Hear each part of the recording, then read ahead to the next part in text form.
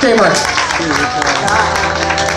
You guys scared Rob. Give it up for Rob. One more time. Yell at him more. Yell at him more. All right. Your next comic coming to the stage. Very funny guy. He hasn't been around in a while. We're glad he's back. Give it up for Brian Gregory. Thank you, John. Come on, let's give it up for John. Running the show. Okay, listen, how many of you folks have kids? How many of you folks live here? Well, then you know me as the balloon man at every street festival, so please don't use this as a judgment to bring your kids near me. Believe me, it's a totally different act in front of the children. But anyway, my name is Brian Gregory, and that's not the name I started out with in life. A lot of comics do that. They change their name, can't tell the ethnic background of a comic based on their name. No problem. Here's a way you tell the ethnic background every comic you see based on their material. Guy gets on stage, says he never gets laid, he's Jewish. He tells you he always gets laid, he's Italian. He doesn't remember the last time he got laid, he's Polish. And of course, if he was drunk the last time he got laid, he's Irish. And that's the way you tell us apart. Yes, miss, I am Italian. Thank you very much. Real Italian. Not like this guy that just got up here. Yeah, this guy's looking at me saying, what the hell is Al Pacino doing on stage at the Dunedin Brewery? I know his movies suck, but anyway. Okay, I'm going to try out a brand new joke for you. Just met a girl. She reminds me of a bakery. Not only does she have a muffin top, she has a yeast infection. There we go. Okay, that's a brand new one. Okay, I got to tell you another one. I just met another girl. I have a thing of attracting foreign women.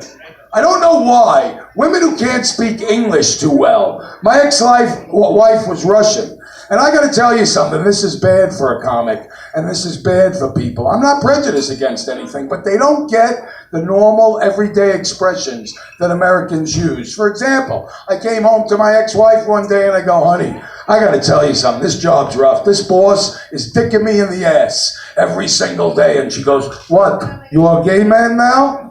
Marriage is over? You're homosexual? You see what I'm trying to say? Honey, I got to tell you something. The boss is making me eat shit every single day. What? You don't want dinner now? You're too full? So I got to stop doing that. Okay, I'm sorry. Okay, that was a new one too. Her brother was named A-N-A-L.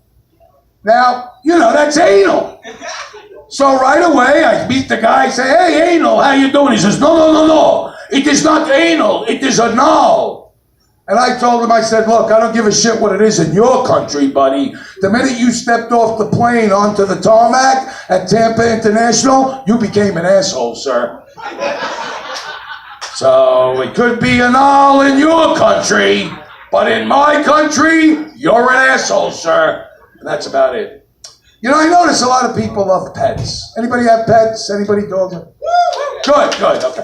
I've never owned a pet in my entire life, and let me tell you why. I refuse to live with anything in my house that I can't borrow money off of or have sex with. You see what I'm trying to say? You're not living in my house if you don't fit one of those two criteria. Now, if you fit both, I can borrow money off you and have sex with you. Well, that's a different story. I'm moving you in. What's that, honey? A 500-pound armoire? Come on, I'll put it on my back. And I had to go, okay, see, a lot of pet lovers, they don't like that joke. I'm sorry. I'll tell you another one. I had a girlfriend, she had a dog. She used to kiss the dog on the mouth, constantly. And then she used to go to try to kiss me, and I'd say, oh, I used to ski vodka. She said, what are you talking about? His mouth is cleaner than yours.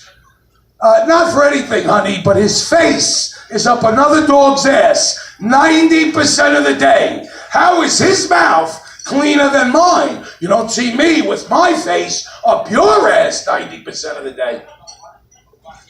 And you know, like New Yorkers and like Donald Trump, we're painfully honest. And unfortunately, you know, sometimes it gets me in trouble. Once my wife came in the living room and she was wearing a new dress and she says, does this make me look fat? And I yell in the kitchen, I go, hey honey, you gotta come in the living room here. There's a hippopotamus in a dress asking me if she looks fat in it. So maybe the honesty was a little too much. Okay, I'm sorry about that. There you go, okay, good. That one went over, okay, good. You know, I have to tell this one too. I'm going to reveal a lot of information here, and I don't mean to. But when I got married, my wife knew I had a lot of girlfriends. So she made me get tested for STDs. So sure enough, the doctor gave me a clean bill of health. But he says, you know, Brian, if you're having sex, intercourse with women you don't know, you should be wearing a condom. And I said, well, that's fine, honey, but I like to orally pleasure my female. What kind of protection you got for that? You know what the doctor told me? Saran wrap. How romantic is that, sir? Tonight you're going to go home, do your business with her. You're going to go, excuse me, honey, I got to go in the kitchen and get the cling wrap. You know what I'm trying to say? What is this, takeout? I can't eat the whole thing here? I'm not looking to wrap up some of it and keep it in the fridge for tomorrow's lunch. Thank you. Okay. Thank you. That was, all right, that one seemed to go over, okay. Okay, so I'm going to tell you this too, you know, and I'm kind of religious, but, you know, kind of, and you know, there are people, now I believe you can pray to God, whatever God you worship. If you're sick, doctor tells you have 3 months to live, you pray to God, all of a sudden you beat the disease, so on and so forth. But I got a friend who's a born-again Christian who prays for things like his air conditioner is broke, and he thinks he can pray to God to fix that air conditioner. What is God, like in coveralls, showing up at your door? Hello? Yeah, Jesus Plumbing and Heating. Where's that broken air conditioner, Mac? You know what I'm saying? This isn't going to happen. Thank you. Any Spanish people in the audience?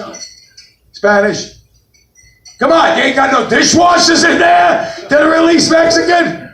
Okay. Here we go. Are you Mexican, sir? Or Spanish? Okay, good. You're going to love this joke.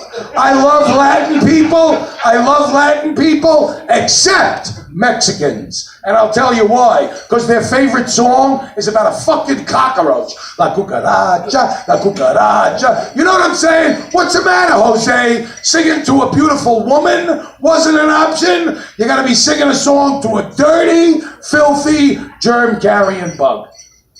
And I'm going to wrap it up with one more. So I went to my doctor the other day. I'm 60 years old. I have a lot of health problems. Don't feel sorry for me. And my doctor told me, I said, doctor, I think I got a hole in my intestine. I eat grapes, I shit grapes.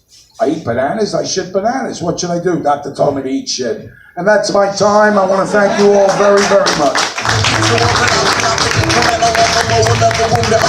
One more time for Brian, everybody. Brian! Thank you. I want to remind you that the flashlight that I'm shining at your face from the back of the room means 2 to minutes. wrap some shit up, okay? All right. 2 minutes. The next comic coming to the stage, very funny dude.